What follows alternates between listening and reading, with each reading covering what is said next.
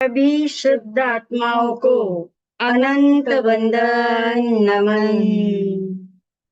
नमो अरिहन्ताणं नमो सिद्धाणं नमो आयर्याणं नमो उवज्जायानं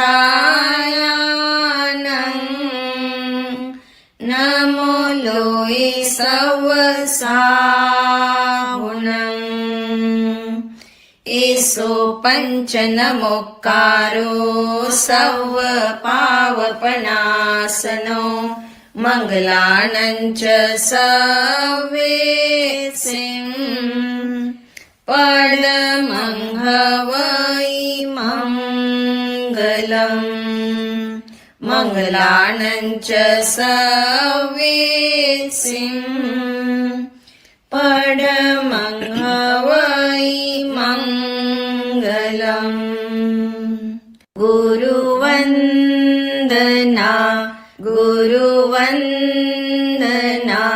गुरुवंदना बारंबार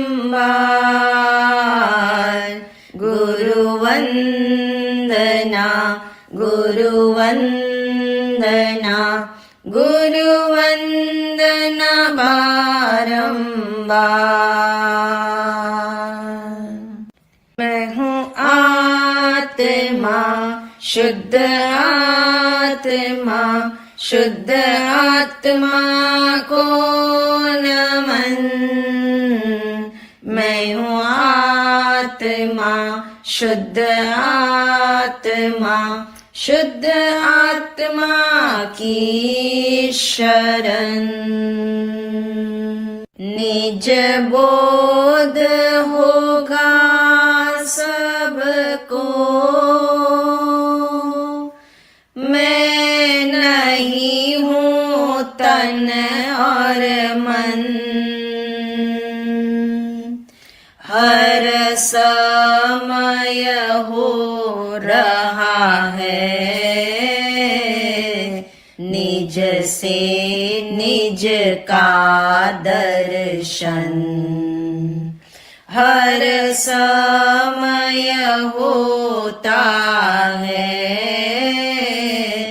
निज को निज का दर्शन। सबको ही हो रहा है निज में निज का दर्शन। आत्मदर्शन आत्मदर्शन आत्मदर्शन। भगवान कहते हैं मानव जीवन एक मौका है। मानव जीवन एक मौका है, एक अवसर है और इसे असार संसार में न लगाकर, इस मौके को असार संसार में न लगाकर सार की खोज में लगाओ। सार की खोज में लगाओ। यदि इस अवसर को सार्थक की पहचान में न लगाया, यदि इस मौके को, इस चांस को सार्थक की पहचान में न लगाया जाए तो अवसर निरर्थक हो जाते हैं। इसे, इस दुर्लभ अवसर को खोना नहीं है। जो आत्मा प्राप्त है, जो सार है इस जीवन का, वो आत्मा है और इसको, आत्मा को प्राप्त करने नहीं जाना है, वो प्राप्त ही है। उसको केवल सार मानना है, उसको केवल सार पूर्ण मानकर उसकी सच्ची पहचान करने में लगना, उसकी सच्ची पहचान करने में लगना है। इसमें हम स्वतंत्र हैं। इस पहचान करने के अंदर हम टोटल स्वतंत्र हैं, यानी ऐसा नहीं है हम इसके अंदर टोटल इंडिपेंडेंट है। यानी इस स्वतंत्रता का सदुपयोग करने के लिए निजबोध सेशन आपको प्रेरणा भी देगा, पाठे भी देगा। और पिछले सेशन में हमने दो शब्दों पर जोर दिया था, दो शब्दों पर जोर दिया था। पहला शब्द था रोल, दूसरा शब्द था रियल।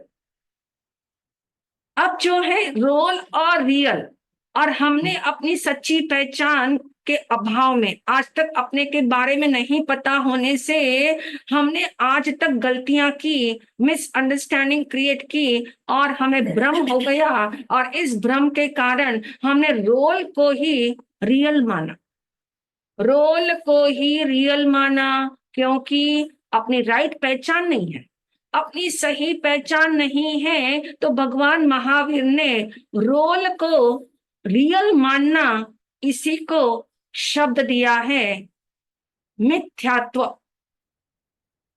मिथ्यात्व शब्द बहुतों ने सुना होगा, बहुत कम लोगों के लिए नया होगा, लेकिन मिथ्यात्व यदि इसको आजकल की बोलती भाषा में कहे तो जिसको हम कहते हैं मिसबिलीफ, रॉन्ग बिलीफ। रोल को रियल मानना रॉन्ग बिलीफ है। रॉन्ग को मतलब जो हमारा रॉन्ग है, जो हमारी इम्पोजिशन है कि रोल को हमने जो है रियल माना, यानी टेम्पररी को हमने परमानेंट माना, ये हमारी रॉन्ग बिलीफ है। और इस रॉन्ग बिलीफ को भगवान ने मिथ्यात्व शब्द कहा है। स्लाइड में आप देखोगे मिथ्यात्व स्पेल करना इजी हो जाएगा, लिखा हुआ शब्द सामने हिंदी में हो तो एक्चुअल में स्पेल करना इजी हो जाएगा। ये टेक्निकल वर्ड नहीं है, ये बोल चाल की भाषा में हम बहुत बार इस शब्द को यूज करते हैं कि तेरी बात मिथ्या है। मिथ्या यानी गलत, मिथ्या यानी झूठ, मिथ्या यानी नहीं मानने में आ रही है, और त्व यानी पना, मिथ्यापना है। ये मिथ्यापना ही सबसे बड़ा दुख है। मिथ्यात्व यानी भगवान ने कहा ये सबसे बड़ा दुख है। क्या हमें ऐसा लगता है? क्या हमें ऐसा लगता है रॉन्ग बिलीफ सबसे बड़ा दुख है? कितना बड़ा दुख है, कितना बड़ा दुख है? कोई मेजर करे तो कैसे मेजर करेगा इस दुख को? क्या ऐसा हमें लगता है? क्योंकि मिस बिलीफ से होने वाले नुकसान का पता ही नहीं, तो भगवान कहते हैं रॉन्ग बिलीफ का दुख सबसे बड़ा दुख है, लेकिन नुकसान का पता नहीं हमें। जब उन्होंने कहा कि सबसे बड़ा दुख है, यानी सबसे बड़ा दुख का अर्थ है कितना बड़ा दुख है, मेजर करो तो शब्द दिया है अनंत दुख है। शब्द क्या दिया? अनंत। अनंत दुख है।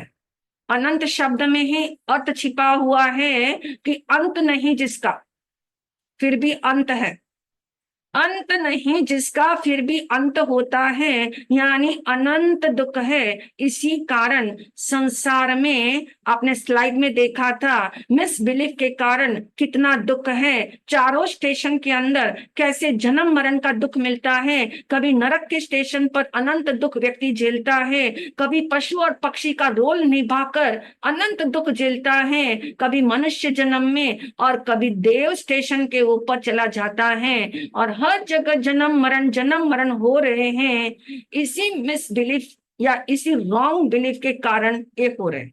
रॉन्ग बिलीफ क्या है? रोल को रियल मानना। रोल को रियल मानने का मतलब है जो मैं नहीं हूं। अब शास्त्र क्या कहते हैं? शास्त्र कहते हैं इसे मिथ्यात्व, यानी जो जैसा है, जो जैसा है उसे वैसा नहीं मानना।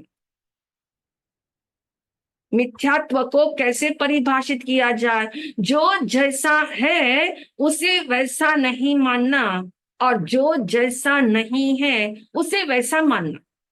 रोल को रियल मानना सबसे बड़ा पाप है। ये पाप हमें लगता ही नहीं। आप स्लाइड में फिर से दोबारा देख रहे हो, रॉन्ग बिलीफ यानी सबसे बड़ा दुख, अनंत दुख। अनंत दुख के कारण 4 स्टेशन में परिभ्रमण, ये चारों स्टेशन में परिभ्रमण। और इसीलिए भगवान ने कहा जो जैसा है उसे वैसा नहीं मानना, और जो जैसा नहीं है उसे वैसा मानना। रोल को रियल मानना पाप है। रोल को रियल मानना पाप है, सबसे बड़ा पाप है, सबसे बड़ा अज्ञान है।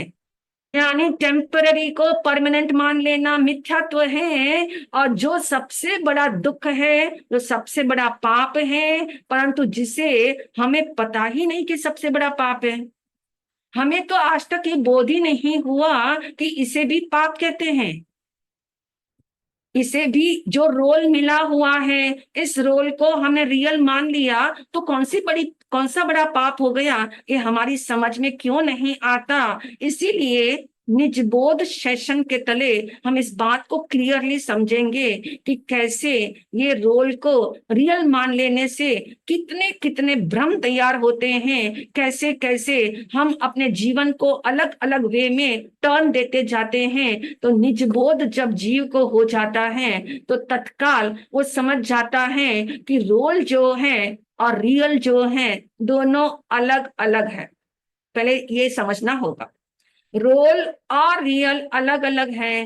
रोल तो रूप है, पिछले सेशन में हमने बात क्लियर समझी थी। रोल तो रूप है, चेंजेबल है। जो चेंजेबल है वो रूप है, वो रोल है। परंतु जो नहीं बदलता, जो कभी नहीं बदलता, जो तीनों काल में, पास्ट में, प्रेजेंट में और फ्यूचर में एक जैसा जो रहे, उसका नाम रियल है। जो बदलता ही बदलता है, चाहो न चाहो, फिर भी आप जानते हैं रोल बदलते हैं। अभी मनुष्य जीवन का रोल चल रहा है, एज ए मनुष्य हमारा रोल चल रहा है, लेकिन इस रोल में भी ज्यादा लंबे समय का टिकाव नहीं है। ये रोल बदलेगा। रियल तो स्वरूप है जो अपरिवर्तनीय है, नॉन चेंजेबल है, कभी नहीं बदलता। रोल तो स्वांग है, ज्ञानी कहते हैं स्वांग है, यानी नाटक है। नाटक है। कभी बिल्ली का नाटक करके हमने देखा, कभी बिल्ली बने यानी बिल्ली का रोल प्ले किया, कभी चूहा बने तो चूहा का रोल प्ले किया, कभी मनुष्य बने तो मनुष्य का रोल बन करके भूमिका अदा की, और कभी देव बन गए, स्वर्ग में चले गए और देव बन गए तो देव का रोल प्ले किया, यानी जहां गए वहां की भूमिका निभाने की क्रिया की, वहां जाकर के वैसा ही एक्ट किया, वैसा ही एक्ट किया। और आप जानते हैं ऐसा एक्ट करे रोल तो पाप और पुण्य से। आप देख रहे हो स्लाइड में कि कैसे कैसे रोल मिलते गए, और उस रोल को, हर रोल को फिनिश किया, और फिर नए रोल मिलते गए। एक रोल फिनिश हुआ, दूसरा रोल तैयार हो गया। क्योंकि क्यों ऐसा चल रहा है, इस क्यों को समझना था, इस क्यों को जानना था कि पाप और पुण्य से सिचुएशन है, ये मिलने वाली जो सिचुएशन है उसी को हमने रोल कहना है। ये ही रोल है, ये हमारा रोल है। पाप और पुण्य से मिलने वाली सिचुएशन का नाम रोल है। गरीब दिखने का रोल कभी किया, कभी वो रोल चला। कभी अमीरी मिली तो अमीर दिखने का रोल चला, अमीर दिखने का रोल चला।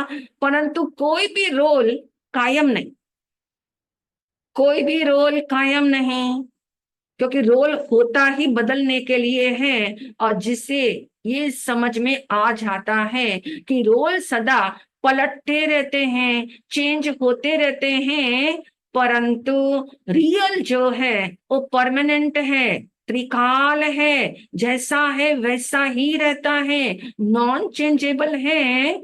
और वो कौन है, वो कौन है?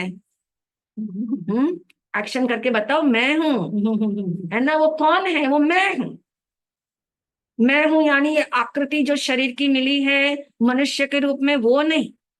जो नाम मिला है वो नहीं, यानी वो मैं हूं, यानी आत्मा हूं। यानी ये हमें समझ में आ जाए, ऐसा मुझे विश्वास हो जाए। ये विश्वास ही तो नहीं होता, ये विश्वास ही नहीं होता। यानी ऐसा मुझे विश्वास हो जाए कि मैं हूं, मेरी मौजूदगी कायम है, आई एम ऑलवेज एग्जिस्ट, मेरी एग्जिस्टेंस कायम है, आई एम ऑलवेज एग्जिस्टिंग, मेरा हमेशा होना है, मेरा होना कायम है।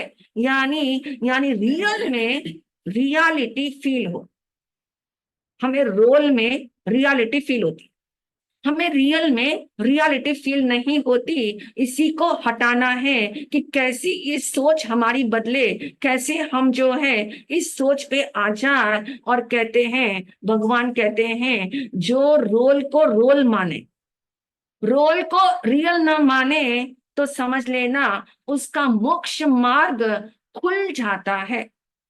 यानी जो रियल में रियलिटी को मान लेता है, उसे सेल्फ रियलाइजेशन हो जाता है, उसे ही होता है।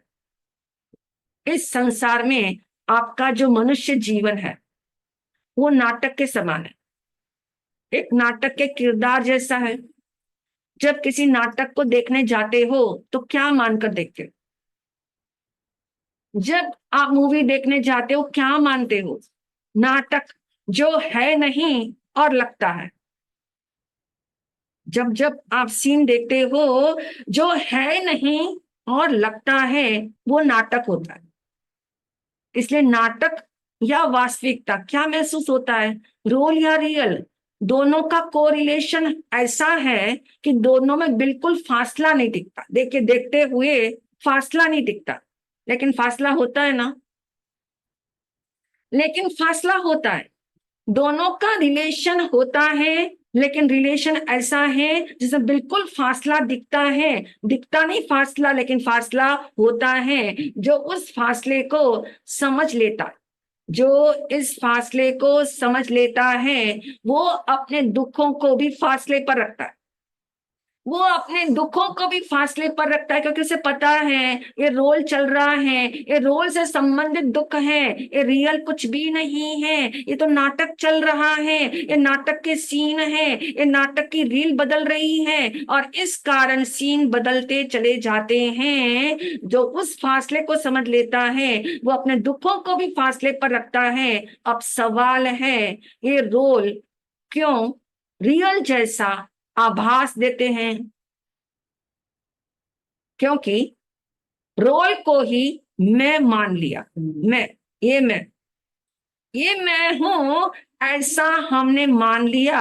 हमने फासला मिटा दिया। रोल और रियल का भेद नहीं पता था। जैसे किसी को पहली बार मूवी ले जाओ और वो इतना तन्मय हो जाता है, उसमें ही हो जाता है, उसी मय हो जाता है। वो देखे जाने वाले सारे रोल में इतना तन्मय है, कभी हंसता है, कभी रोता है। परंतु कभी आपने ऐसा कभी किया हो कि किसी को इंस्ट्रक्शन देके ले जाओ,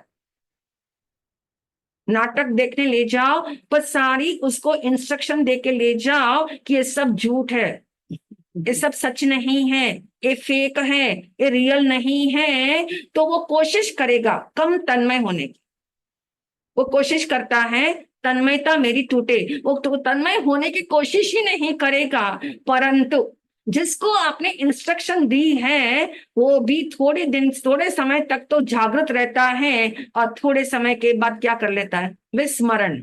उसे भी विस्मरण हो जाता है, वो दृश्य में उलझ जाता है। जो दृश्य सामने आते हैं उसमें उलझ जाता है। जैसे एक प्रसिद्ध हिंदी साहित्यकार हुए हैं कुछ बरस पहले, उनकी एक सत्य घटना है, शायद आप लोगों ने सुनी भी होगी, पढ़ी भी होगी। और उस साहित्यकार का नाम था ईश्वर चंद्र विद्यासागर। विद्यासागर उनकी उपाधि थी, और ये बहुत बड़े विद्वान थे। उन्हें विद्यासागर की उपाधि मिली, इसका मतलब कितने बड़े विद्वान थे। और एक बार उनके जीवन का ऐसा प्रसंग उन्होंने खुद लिखा है। उन्होंने स्वयं लिखा है कि मैं नाटक देखने चला गया। नाटक देखने क्या गया कि नाटक के अंदर एक पात्र जो है वो चोर बना हुआ था, सभी को बहुत सता रहा था। आखिर उसने, चोर ने उस धन के लालच में आकर के किसी बहुत बड़े सेठ के मासूम बच्चे को उठा करके वो जंगल की ओर भागने लगा। अब ये देखते ही, ये सीन जैसे ही देखा, ईश्वर चंद्र जी लिखते हैं कि वो मुझसे देखा नहीं गया, मुझसे बर्दाश्त नहीं हुआ। और मैं जो हूं, ईश्वर चंद्र जी को इतना गुस्सा आया, भूल ही गए नाटक है, इन रोल चल रहा है। छलांग लगाकर मंच पर चढ़ गए, जूता निकालने कर उसकी पिटाई करने लगे। अब उस चोर ने, यानी जिसको पात्र खलनायक का मिला हुआ था, जो रोल प्ले कर रहा था, उसने उनका जूता ले लिया। ईश्वर चंद्र जी का जूता लेकर के कहा ये लौटाऊंगा नहीं, ये मेरा जीवन का सबसे बड़ा पुरस्कार है। और ये पुरस्कार इसलिए है कि विद्यासागर जैसे विद्वान, ऐसे विद्वान जिनको पता है नाटक है, इसमें कुछ रियल नहीं है, कुछ भी रियल नहीं है, लेकिन फिर भी वो जो है, मेरी अदा जो नाटक करने की थी, मेरा जो रोल था, वो मैंने इतनी खूबी से किया कि वो भी जो है इस भ्रम में आ गए, वो भी फिसल गए। यानी वो दृश्य देखने में इतने तल्लीन हो गए कि उन्हें लगा, विद्यासागर जी भी लिखते हैं कि मुझसे भूल कैसे हो गई। मुझे बहुत आश्चर्य होता है दृश्य देखने में, ऐसी तल्लीनता कि एक विद्वान भी देखे जाने वाले रोल में तन्मय हो जाता है। स्लाइड में आप देखिए कैसे तन्मय हुए और कैसे विद्यासागर जी जो हैं वो किस तरह से उन्हें जो है पिटाई करने के लिए ऊपर चले गए, यानी स्टेज के ऊपर आ गए देखे जाने वाले रोल में। इतनी तन्मयता, देखे जाने वाले रोल में जो तन्मय हो जाता है, ये तो दूसरों के रोल देखने की बात है। दूसरों के रोल देखने में भी इतनी तन्मयता है, तो आप विचार करो कि जो इतनी इन्वॉल्वमेंट दूसरों के अंदर भी हो सकती है, तो अनादिकाल से यानी बहुत लंबे पास्ट से इस आत्मा ने चारों स्टेशन में अनेक प्रकार के रोल धारण किए। 84 लाख योनियों में कितने कितने रोल और कितनी कितनी बार रोल वही वही प्ले किया। इतनी तन्मय उसमें हो गए, इतनी तन्मयता से किए, जबकि उस रोल को देखने वाला कोई दूसरा नहीं था। खुद ने रोल प्ले किए और खुद के रोल में खुद ही क्या हो गए, इन्वॉल्व हो गए, रियल को भूल गए। यानी ये मैं हूं, ये मैं भूल गया। यानी रोल करने में इतने तन्मय हो जाने से मैं रियल हूं और इस रोल से भिन्न हूं, इस रोल से मैं अलग हूं, इस रोल से मैं जुदा हूं, ऐसा अधिकांश लोग नहीं जानते। जानते हैं क्या? जीवन जीते हुए इस सब बात का बोध ही नहीं रहता, ऐसे अधिकांश लोग नहीं जानते। दृश्य में दृष्टा को भूल जाते। बहुत प्यारा सेंटेंस है, दृश्य में, दृश्य यानी रोल, दृष्टा यानी रियल, रियल को भूल जाते हैं। रोल देखने में इतने लवलीन हो जाते हैं कि हम भूल जाते हैं कि मैं दृष्टा हूं, मैं तो जानने वाला हूं, मैं तो देखने वाला हूं, ये मैं आत्मा हूं, मैं आत्मा हूं। तो आत्मा का केवल रोल जो है, आत्मा का केवल काम जो है, वो केवल जानना और देखना है। जैसे कोई नाटक के पर्दे पर आग का सीन आ जाए तो बचाओ बचाओ कहता है, बेचारा चिल्लाता है। कोई शेर सामने से आता हुआ नाटक में दिखाई दे तो उठकर भागने लग जाता है। लेकिन आप सब तो इतने पक्के हो समझदार हो, बहुत बात को ठसा के सुनते हो, समझते हो कि ये सब रोल है, ये सब नाटक है, इस तरह की भूल नहीं करेंगे। जब हम मूवी देखने जाते हैं इस तरह की कोई भूल नहीं करता, कोई रोता नहीं है,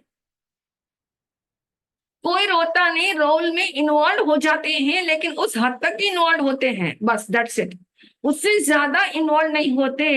ऐसी भूल हम नहीं करते। परंतु रियल लाइफ में जो हमारा चल रहा है ये जीवन, इस जीवन में एक ऐसी भयंकर भूल हो रही, शब्द दिया है भयंकर, यानी इससे बड़ा कोई भयंकर ना हो ऐसा भयंकर है ये। यानी एक ऐसी भयंकर भूल हो रही है, क्योंकि मूवी देखते समय तो भान रहता है, परंतु लाइफ की मूवी चल रही है। और यहाँ पर इस रोल की खूबी है कि वो तो ऐसा मानता है कि रोल रियल ही है, यहाँ मानने में ये आता है। यहाँ मानने में आता है, और वो भी रोल रियल ही है। वो ऐसा मानता है कि रोल रियल ही है, रियल जैसा भी नहीं, रियल ही है। रियल जैसा माने तो भी शायद कभी चिंतन जागे, लेकिन रियल ही है ऐसा जब मान लिया, फिर तो आप जानते हैं कैसी गजब की भूल है, कैसी भयंकर भूल है कि रोल को करते करते रोलमय ऐसे हो गए कि रियल है और रियल होता भी है, रियल है, रियल होता भी है, एग्जिस्ट कर रहा है, उसको टोटली भूल गए, उसको टोटली विस्मरण कर गए।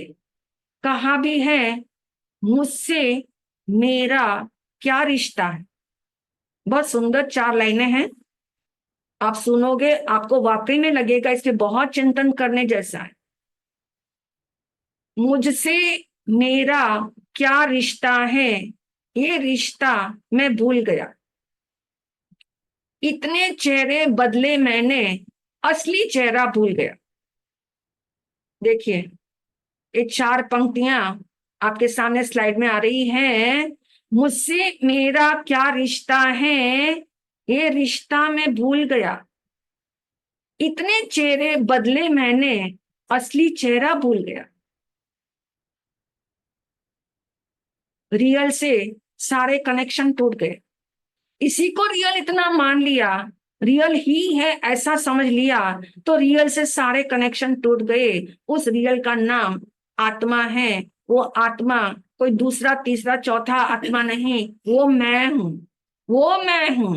यानी वो आत्मा और कोई नहीं, वो आत्मा ही मैं हूं। जब उसकी याद नहीं है तो उसकी बात सुननी भी अच्छी नहीं लगती, क्योंकि रियल की याद भी नहीं, तो उस रियल की बात को सुनने समझने की भी इच्छा नहीं होती। ऐसे में रोल को रियल मानने का भ्रम का भेदन कौन करे।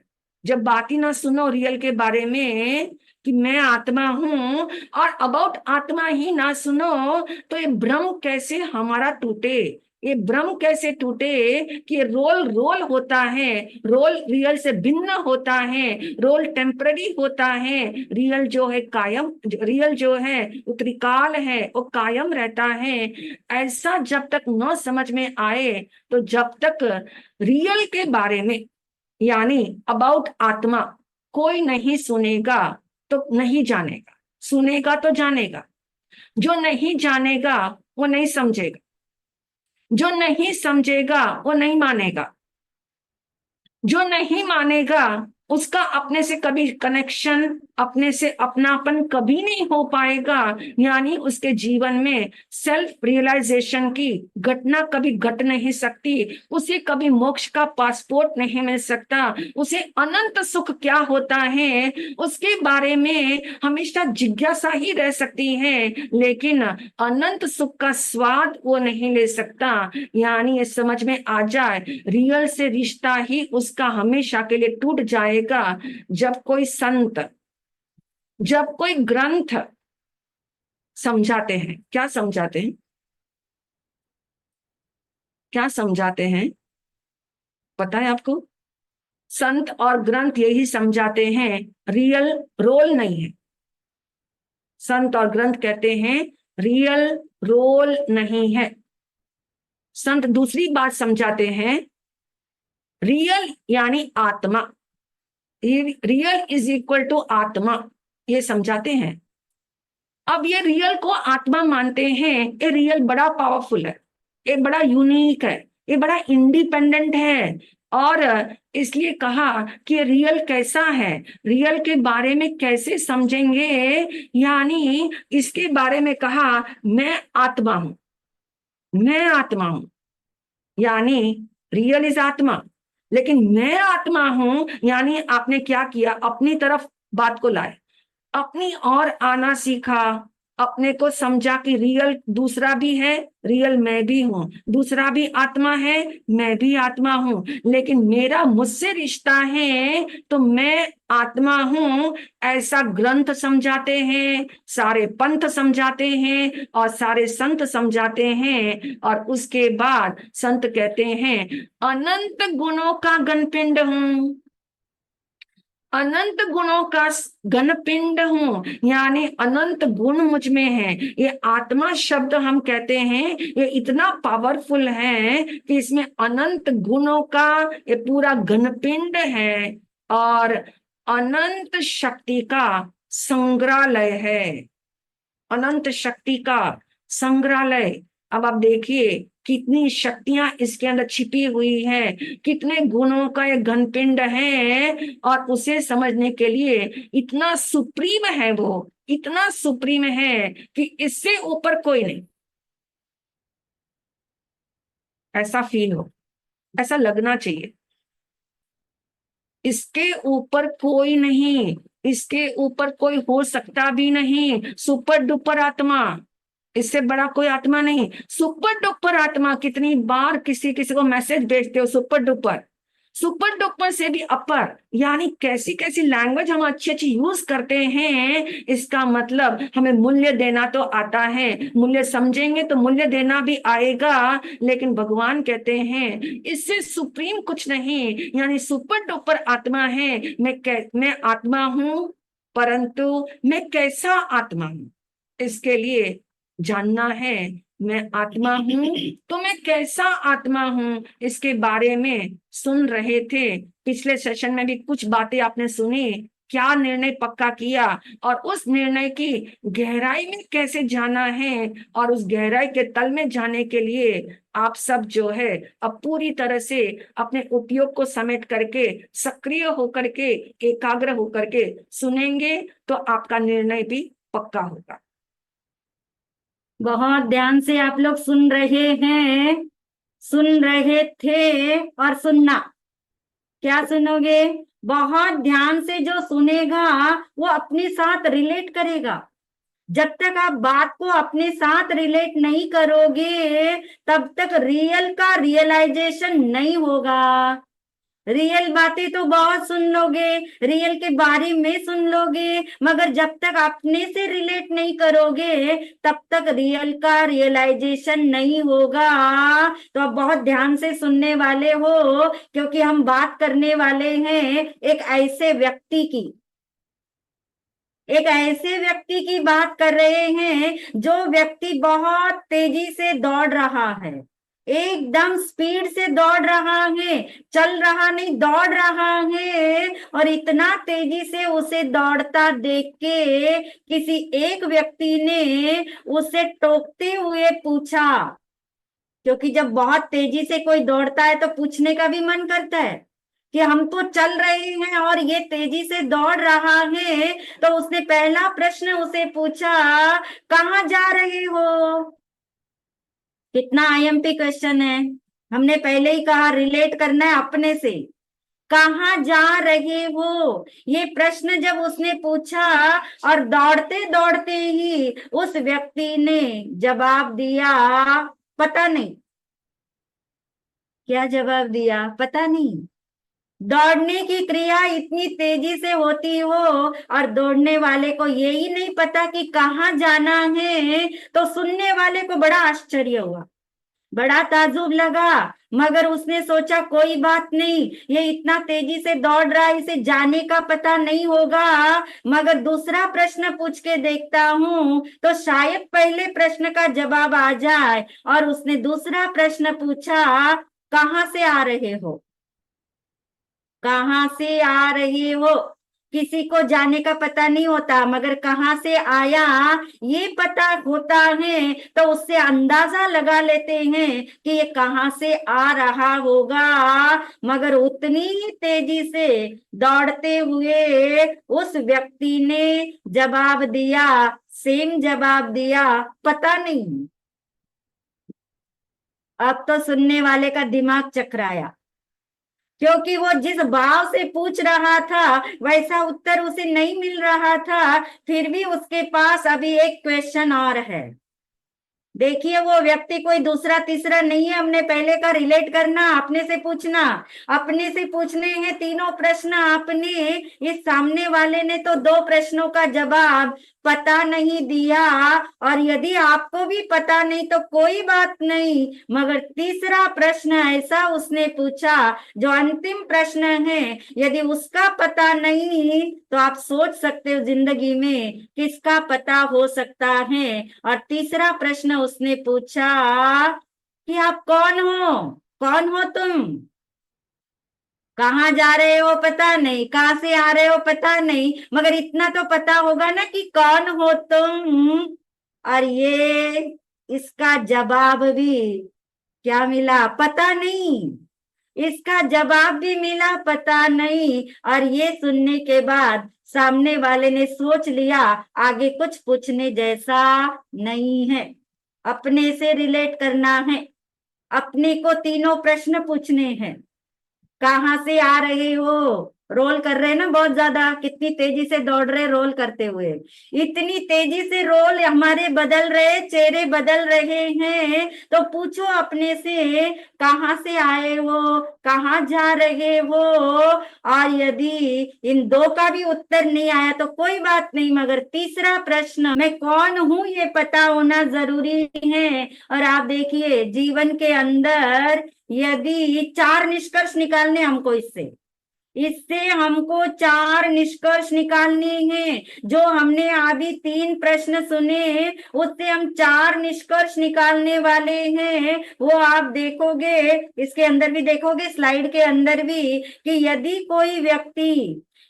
कोई व्यक्ति जिसे अपना पता ही नहीं है और वो दौड़ता जा रहा है, वो दौड़ता जा रहा है, तो उसका दौड़ना कैसा है, व्यर्थ है ना, उसका दौड़ना व्यर्थ है। यानी निष्कर्ष नंबर 1 आपको कहता है कि यदि हमें अपना पता ही नहीं है तो फिर क्या है, दौड़ना व्यर्थ है। निष्कर्ष नंबर 2, क्योंकि चार निष्कर्ष निकालने के लिए आपको समय मिला था और आपने निकाल के अवश्य रखे होंगे। चाहे सारी दुनिया का पता हो, सारी दुनिया का पता हो, मगर अपना ही पता नहीं है तो समझ लीजिए वो दौड़ने वाला कुछ नहीं पा सकता। आप कहेंगे मिलता तो है, मगर वो मिलना नहीं मिलना एक बराबर है, वो कुछ नहीं पा सकता, उसके हाथ में कुछ नहीं आ सकता। और तीसरा निष्कर्ष है जिसे अपना पता तो है मगर अधूरा पता है।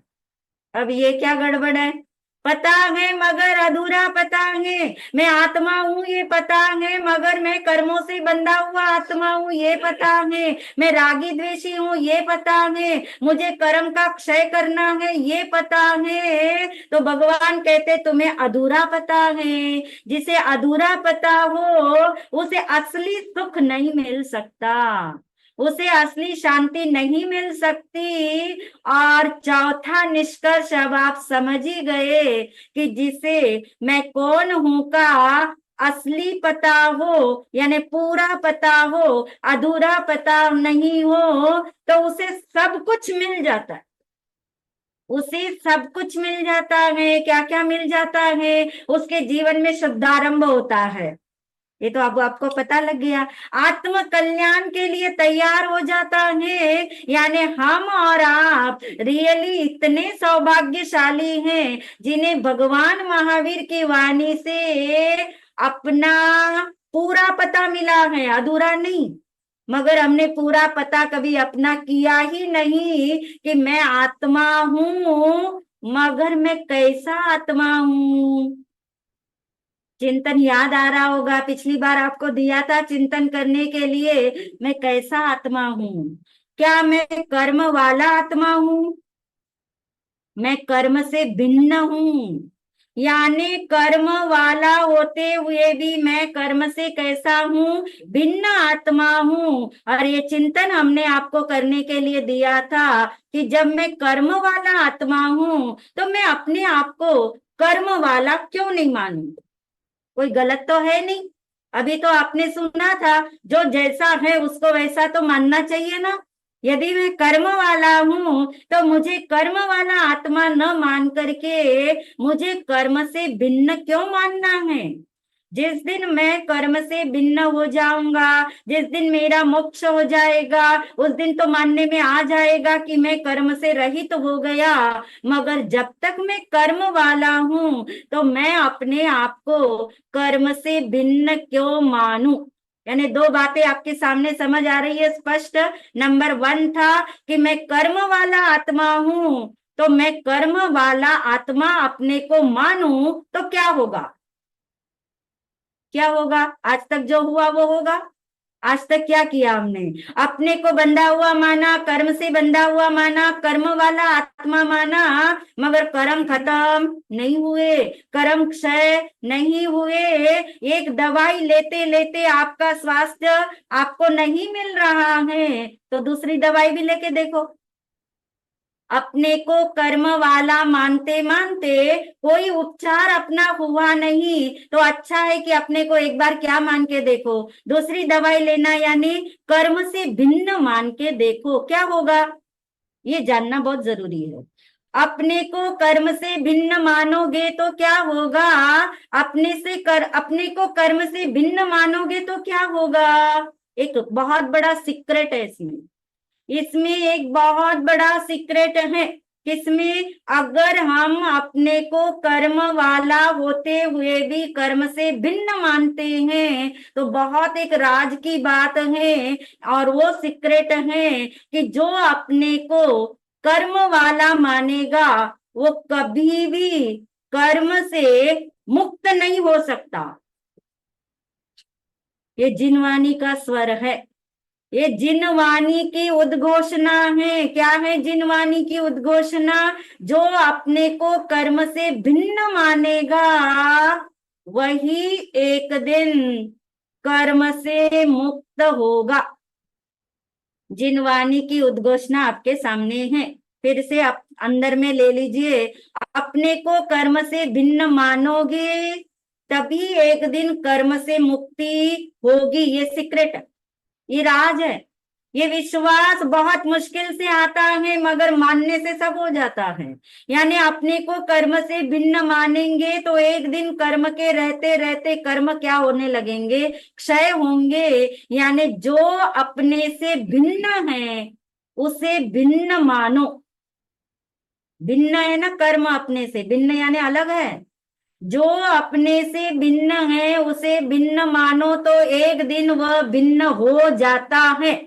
ये गारंटी है जिनवानी।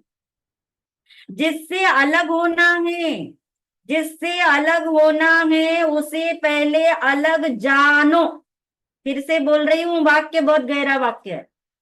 जिससे अलग होना है उसे पहले अपने से अलग जानो, अलग मानो, तब वो एक दिन अपने आप क्या हो जाएगा, अलग हो जाएगा। आपके जीवन में भी ऐसे ही होता है, संसार में भी ऐसा होता है, फिर आपको मानने में आ जाएगा। उदाहरण देना हम बाहर का तो आपको लगेगा हाँ जब बाहर ऐसा हो सकता है तो अंदर भी ऐसा ही है। तो जीवन में भी आप देखते हो ऐसा ही होता है। कैसा होता है, मान लीजिए किसी को अपनी पत्नी से डिवोर्स लेना है, तलाक लेना है, तो क्या वो उसे अपनी मानता है क्या। अलग होना है ना, डिवोर्स का मतलब क्या, अलग होना है। जिससे अलग होना है उस पत्नी को क्या वो अपनी मानता है क्या, उसे वो कहेगा आई लव यू, उसे कहेगा कि तू तो मेरी बहुत प्यारी पत्नी है। और अगर वो ऐसा कहता है तो पक्की बात है डिवोर्स होने वाले नहीं है। मगर यदि कोई अपनी कोई भी पार्टनरशिप, ये तो पत्नी का उदाहरण है, कोई भी जिसके साथ आपकी पार्टनरशिप थी है और यदि आपके मन में आ गया मुझे ये पार्टनरशिप नहीं चाहिए, तो पहले आप क्या करते हो, पहले आप उससे लगाव हटाते हो, अलगाव करते हो, अपने से भिन्न मानते हो, अलग मानते हो। तो जिससे अलग होना है उसे आप पहले अलग मानते हो, बाहर की दुनिया में भी, जीवन के अंदर भी, तभी एक दिन अलग हो जाते हो। अलग मानते हो तो अलग हो जाते हो, इसलिए कर्म को भी अपने से भिन्न मानो। क्यों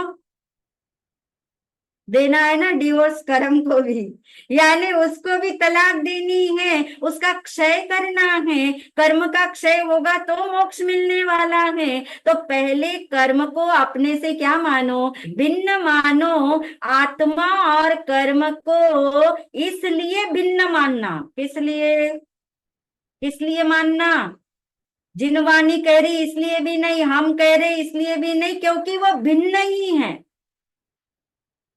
इसलिए मानना भिन्न, वो तो भिन्न ही है, वो तो अलग अलग ही है, वो एक है ही नहीं। ऐसा नहीं कि पहले वे अलग अलग नहीं थे। अभी तक हमने मान लो ये बात नहीं सुनी थी, तो इससे पहले कर्म और आत्मा एक हो गए थे, ऐसा नहीं था। वो अभिन्न थे, ऐसा नहीं था। और अब हमने सुना और हमारे मानने से वे अलग होंगे, ऐसा नहीं। वे पहले भी भिन्न ही थे। पहले का मतलब आपने नहीं सुना था, नहीं जाना था, नहीं समझा था, नहीं माना था, तब भी स्वरूप तो ऐसा ही था, तब भी कर्म तो आत्मा से भिन्न ही थे। फिर आप कहोगे जब भिन्न ही थे, नहीं माना तब भी भिन्न ही थे, तो अब नहीं मानेंगे तो क्या फर्क पड़ेगा, वो तो भिन्न ही है ना। भिन्न ही है तो हो जाएंगे ना अलग, मगर ऐसा सिस्टम नहीं है। जब तक मानोगे नहीं, जो चीज भिन्न है, तब जब तक उसे भिन्न नहीं मानोगे तब तक कोई रिजल्ट आने वाला नहीं है। यानी वे पहले भी भिन्न थे कर्म, इसलिए हमारे मानने जानने और सुनने से, यानी हमारे मानने से एक दिन वो हमसे क्या हो जाएंगे, अलग हो जाएंगे। वरना कर्म सदा काल आत्मा के साथ बने ही रहेंगे। तो मैं कैसा आत्मा हूं, मैं कर्म से भिन्न आत्मा हूं। कर्म है मगर कर्म मुझ में नहीं, कर्म है मगर कर्म मुझ में नहीं है। तो पक्का हो रहा है सबको कि कर्म तो मुझसे भिन्न ही है। कर्म है, कर्म की डिनाई नहीं है, मगर कर्म क्षय करने हैं, कर्म से अलग होना है। तो सबसे पहले क्या जरूरी है कि जो कर्म मुझसे भिन्न है, वो कर्म को मैं क्या मानूं, भिन्न ही मानूं। तो एक दिन वो मुझसे अलग हो जाएंगे, ये विश्वास। क्योंकि अनंत आत्माओं ने ऐसे ही काम किया, यही काम किया। तो एक ये पहला निर्णय है हमारा। पहला निर्णय ये पक्का हो जाए कि मैं कर्म वाला होते हुए भी कर्म से भिन्न आत्मा हूं। क्योंकि हीरा और कीचड़ याद रख लेना, कर्म का मुझ में प्रवेश हुआ नहीं है, इसलिए मैं कर्म से भिन्न आत्मा हूं। ये तो आप डाइजेस्ट कर लोगे। मगर एक और गहरी बात है, थोड़ा सा आपको आज हिंट दे देते हैं उसका। एक और गहरी बात है जिसका निर्णय करना और शेष है। ये दो निर्णय हो जाएंगे ना हमारे, फिर हम जाएंगे भगवान के पास, फिर हम पूछेंगे जिनवानी माता से कि बताओ मैं कैसा आत्मा हूं। और जो जिनवानी माँ उत्तर देगी वो हमें तब डाइजेस्ट हो पाएगा यदि ये दो बातें का निर्णय हमने करके रखा होगा। क्योंकि बहुतों के मन में आ रहा होगा, चलो ये लॉजिक के साथ समझा दिया, समझ आ गया कि मैं कर्म से भिन्न आत्मा हूं, मगर राग और द्वेष तो है ना, गुस्सा तो मुझे आ रहा है, विकार तो मेरे अंदर है ना। विकार है, गुस्सा है, अहंकार है, कपट है, लालच है, इतने पाप हो रहे हैं, मैं पापी आत्मा ऐसा हूं। और ये तो मानो ना मैं कि मैं पापी आत्मा हूं, मैं रागी द्वेषी आत्मा हूं, मैं कषाय वाला आत्मा हूं, यानी मैं विकार सहित आत्मा हूं। इसका निर्णय करना है। निर्णय करने के लिए चिंतन बिंदु लेने पड़ते हैं। और चिंतन बिंदु जैसे कर्म का निर्णय करने के लिए हमने 3 चिंतन बिंदु लिए थे, ऐसे ही इन राग द्वेष, राग द्वेष समझ रहे हैं ना आप, राग द्वेष यानी जो विकार कहलाते हैं, पाप कहलाते हैं, जिसमें गुस्सा भी शामिल है, अहंकार भी शामिल है, आपकी पर के साथ अटैचमेंट शामिल है, ममता शामिल है, ईर्ष्या शामिल है, घृणा शामिल है। जितनी बुराइयों के नाम आप जानते हैं ना, उतनी सारी बुराइयों का बंच मिलकर के राग द्वेष, राग द्वेष बोल दिया, या क्रोध मान माया लोभ बोल दिया, या कषाय बोल दिया, तो ये निर्णय करना है। निर्णय क्या करना है? क्या मैं जब कर्म से भिन्न हूं, कर्म रहते हुए भी कर्म से अलग हूं, तो क्या ये राग द्वेष वाला मैं हूं या नहीं? क्या मैं राग द्वेष से रहित हूं क्या? 3 पॉइंट लेंगे चिंतन के लिए। चिंतन के लिए 3 पॉइंट लेंगे। किसका निर्णय कर रहे हैं कि मैं रागी द्वेषी, राग द्वेष वाला आत्मा हूं या नहीं हूं? उसकी भूमिका के लिए, चिंतन के लिए 3 प्रश्न आपके सामने हैं। प्रश्न नंबर 1, क्या मैं राग द्वेष से रहित हूं? रहित हूं मैं राग द्वेष से?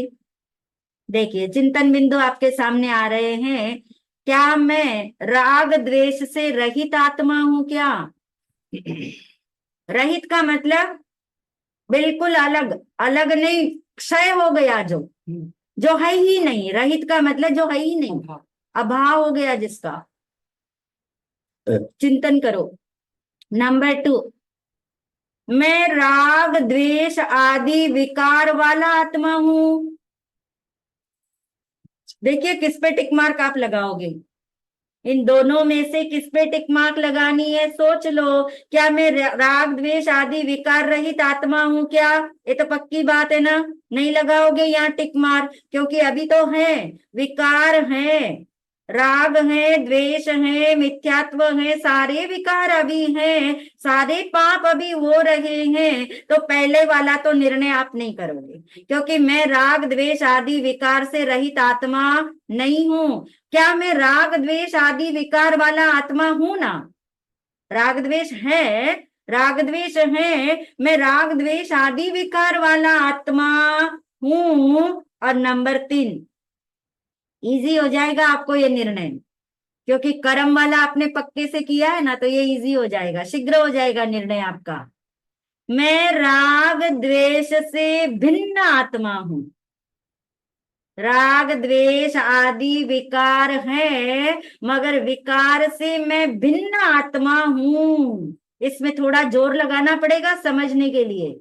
कर्म वाला तो इजी था, आपको समझ आ गया, क्योंकि आपको डायमंड से भी समझ आ गया, उदाहरण से भी समझ आ गया। मगर इसमें थोड़ी गहरी बात है, क्योंकि राग द्वेष जो है वो हो ही तो रहे हैं, सब कुछ हो ही तो रहा है, तो फिर हम इसको अपने से अलग कैसे मान सकते हैं? ये अलग है, ये कैसे जान सकते हैं कि मैं राग द्वेष से रहित तो नहीं हूं, मैं राग द्वेष वाला हूं, मगर मैं राग द्वेष से भी भिन्न हूं। अब क्यों भिन्न हूं? सिर्फ भिन्न हूं इतना मानने से काम नहीं चलेगा, निर्णय नहीं होगा, ये तो शब्द हो गया। ये ऐसा वाला उत्तर तो आपके अंदर में कोई क्रांति नहीं लाएगा, तो लॉजिक के साथ पता होना चाहिए, क्यों मैं आत्मा और राग द्वेष ये दोनों भिन्न क्यों कहे जा रहे हैं, जब राग द्वेष चल भी रहे हैं, हो भी रहे हैं, और फिर हम कैसे माने कि ये भिन्न है? तो इसके लिए बहुत धैर्य के साथ हमें आत्मा और राग द्वेष का संबंध समझना पड़ेगा। जैसे कर्म और आत्मा का संबंध हमने समझा ना, ऐसे राग द्वेष आदि विकार, सारे विकार, जो भी विकार है, विकार शब्द में सारा भर लेना, राग द्वेष आदि विकार और आत्मा का संबंध भगवान ने बहुत सुंदर एक उदाहरण से बताया, और उस उदाहरण का नाम है दूध पानी। दूध पानी की तरह है। किसका संबंध? आत्मा और राग द्वेष का संबंध दूध पानी की तरह है। अब आप चिंतन करना, समय आपका हो रहा है। चिंतन करना आप, ये जो दूध पानी उपमा जो दी है ना, प्रतीक जो दिया, दृष्टांत जो दिया, इससे बहुत सारी बातें हमें क्लियर हो जाती है, क्योंकि दृष्टांत बाहर है और उससे जो सिद्धांत निकलेगा वो हमें अंदर में घटित करना है। घटित करना है सिद्धांत, समझ रहे हैं किसको? दृष्टांत को। दृष्टांत क्या लिया हमने? दूध पानी। दूध पानी की तरह किसका संबंध? आत्मा और राग द्वेष आदि विकार का संबंध दूध पानी की तरह है। अब आप सोचो, ये दूध और पानी, तीन शब्द आपको चिंतन के लिए देते हैं। 14 दिन तक आपने चिंतन करते रहना है। दूध पानी, दूध पानी का पहले चिंतन करना, बाद में राग द्वेष और आत्मा का संबंध समझ आ जाएगा। दूध और पानी एक मेक है। पहला शब्द है एक मेक, दूसरा शब्द है एक साथ, तीसरा शब्द है एक रूप। दूध और पानी एक मेक है, नंबर 1, एक साथ है, नंबर 2, या एक रूप है। अगर आपने दूध पानी वाला हिसाब बराबर निकाल के रखा ना, तो नेक्स्ट टाइम हमें समझने के लिए बहुत इजी हो जाएगा। दूध की जगह रख देंगे आत्मा को और पानी की जगह रख देंगे राग द्वेष को, और दोनों का संबंध हमें क्या हो जाएगा? समझ आ जाएगा कि दूध और पानी एक मेक है, एक साथ है, या एक रूप है। तीनों शब्द समझ आ रहे हैं आपको? एक मेक का मतलब मिक्स, एक साथ का मतलब साथ साथ, और एक रूप का मतलब एक जैसा, यानी एक दूसरा बन जाना। जैसे दूध पानी बन जाए और पानी क्या बन जाए? दूध बन जाए। इसका नाम क्या है? एक रूप। और एक मेक का मतलब क्या है? कि जो मिक्स तो है, एक मेक तो है, मिक्स तो है, मगर वे फिक्स नहीं है। मिक्स होना और फिक्स होना में अंतर है ना। मिक्स है, दिखते हैं। दूध और पानी को जब आप देखो तो कैसे दिखते हैं? एक मेक ही दिखते हैं ना। वो एक मेक दिखते हैं, मिक्स दिखते हैं, और एक साथ ही दिखते हैं। ऐसे नहीं कि दूध किसी दूसरे बर्तन में, पानी किसी दूसरे बर्तन में, ऐसा तो नहीं है ना। दोनों कैसे दिख रहे हैं? एक साथ दिख रहे हैं। यानी एक मेक और एक साथ का मीनिंग जब आपको समझ आ जाएगा और एक रूप का मीनिंग जब समझ आ जाएगा, तब आप निर्णय करके रख सकते हो एक मेक है या नहीं, एक साथ है या नहीं, एक रूप है या नहीं। और तब जाके हमें समझ आएगा कि आत्मा और राग द्वेष का संबंध ऐसा है कि आत्मा राग द्वेष के साथ होते हुए भी उससे कैसे भिन्न है, और भिन्न है तभी तो एक दिन क्या होता है? भिन्न हो जाती है। धीरे धीरे सबको समझ आएगा। पहली बार जब सुनते हैं ना, तब थोड़ा भारी लगता है, तब लगता है अरे ऐसे कैसे हो सकता है, मगर धीरे धीरे आप चिंतन करोगे, निर्णय करोगे, सबको समझ आएगा। और जब तक ये बातें नहीं समझ आएगी, मैं कैसा आत्मा हूँ, ये समझ में आने वाला नहीं है। और जब तक ये समझ नहीं खुलेगी, तब तक सिद्धालय का द्वार खुलने वाला नहीं है। इसी भावधारा के साथ समापन की ओर। मङ्गलं मङ्गलं